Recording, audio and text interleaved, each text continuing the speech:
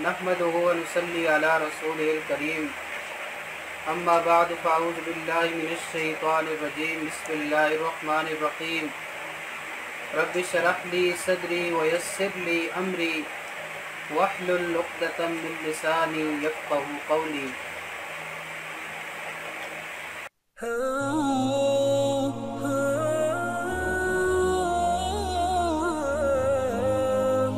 वल्लज़ीना हुम लिफ़ुरूजिहिम हाफ़िज़ून।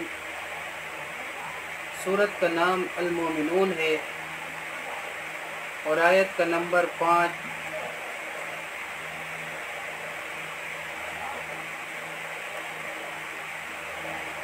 वल्लज़ीना और वो लोग हुम लिफ़ुरूजिहिम हाफ़िज़ून जो अपनी शर्मगाहों की हिफाजत करते हैं। फुरूज फ़र्ज की जमा है और हाफ़िज़ून इसमें दो चीज़ें आती हैं। पहली बात तो ये है कि अपने मकामात सतर को ढांपते हैं, जो हिस्से छुपाने चाहिए उनको छुपा के रखते हैं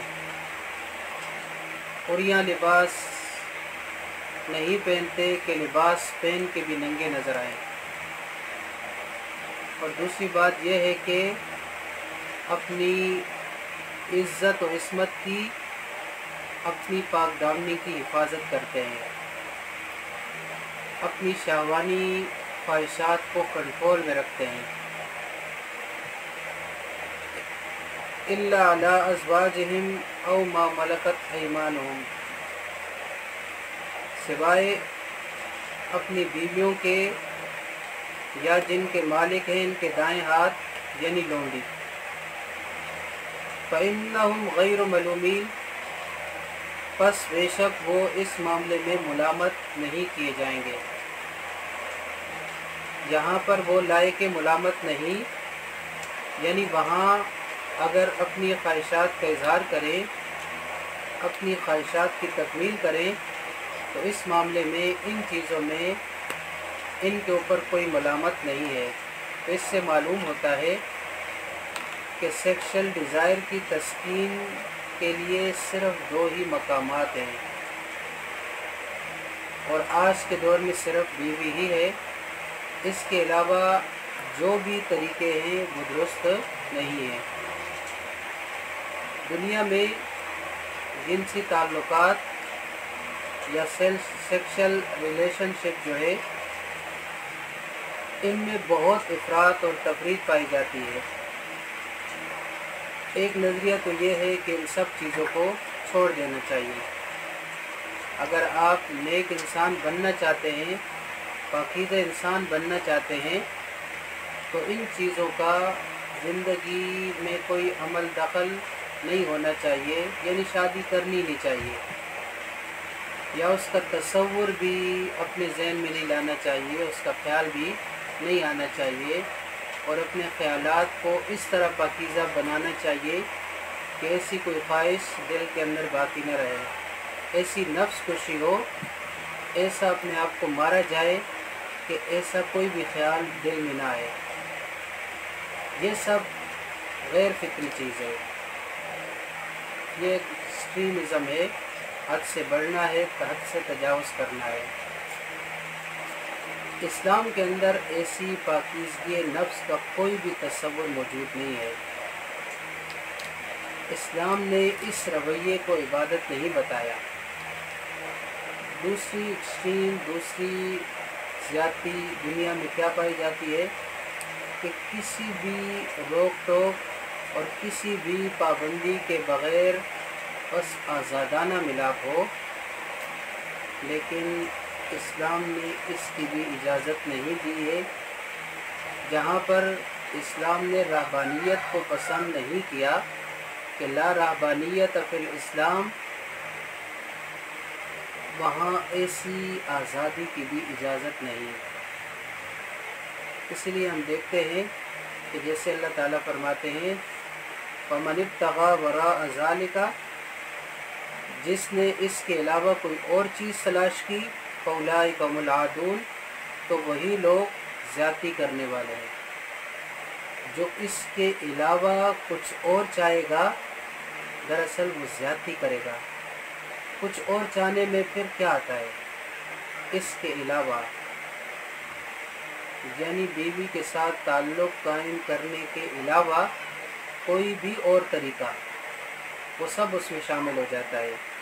اس میں زنا بھی آتا ہے، لواطت آتی ہے، یا ماسٹربیشن، یعنی کوئی بھی شہوت رانی کے طریقے جو فطری طریقے سے ہٹ کر ہوں، ان سب کے بارے میں کیا فرمایا؟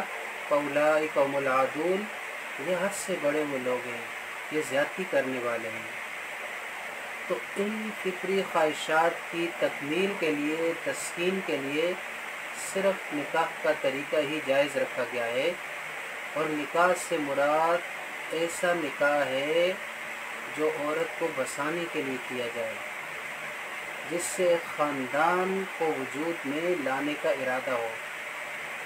یعنی نکاح کا مقصد محض شہوت رانی نہیں، نکاح کا مقصد صرف چند ڈیزائرز کی تکمیل نہیں، تسکین نہیں، بلکہ نکاح کا مقصد ایک خاندان کی تشکیل بھی ہے۔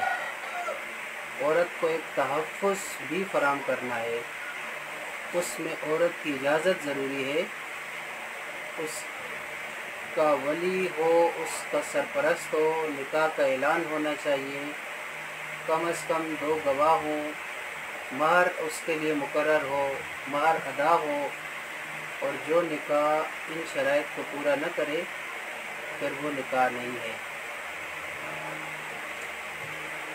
وہ نکاح پھر نکاح نہیں ہے۔ اس لیے وقتی طور پر نکاح کر کے محض اپنی خواہشات پوری کر کے، خواہش پوری کر کے انسان چھوڑ دے تو اس کی اسلام کے اندر اجازت نہیں ہے۔ اسی طرح حلالہ کرانے اور کرانے والے کو ملعون قرار دیا جائے۔ پھر اسی طرح نکاح شغار جائز نہیں۔ شغار ہوتا ہے مثلاً ایک شخص اپنی بہن کا نکاح کسی مرد سے کر دے اور اس کے بدلے میں اس کی بہن کو اپنے نکاح میں لے آئے اور دونوں عورتوں کا حق مار لیا جائے، تو ایسا بھی نہیں کرنا چاہیے۔ یعنی عورت کے بدلے عورت کا تبادلہ کر لیا جائے لیکن عورت کے حصے میں کچھ نہ آ جائے، تو یہ طریقہ بھی شریعت کے اندر درست نہیں۔ بہرحال یہ تو ایک نکاح کا الگ باب ہے، ولی کے معاملے میں احناف کا الگ مسلک ہے، شوافی کا الگ ہے، لیکن جو اصل چیز ہے اس کی طرف توجہ کریں۔ ہم اس تفصیلات میں جانے کی ضرورت نہیں۔ یہاں پر نکاح ہی جو ہے وہ تسکین کا ذریعہ قرار دیا گیا ہے، اسی کی اجازت ہے، تو اسی وجہ سے موقع کی مناسبت سے کچھ بات کر دی۔ اب آپ دیکھیں کہ ایک انسان کا دین صرف نماز پڑھنے سے ہی مکمل نہیں ہوتا، صرف تزکیہ نفس ہی کافی نہیں، بلکہ جنسی معاملات میں بھی اعتدال بہت ضروری ہے۔ اس میں ناجائز امور سے بچنا ضروری ہے، حرام سے بچنا ضروری ہے، غلط طریقوں سے بچنا ضروری ہے۔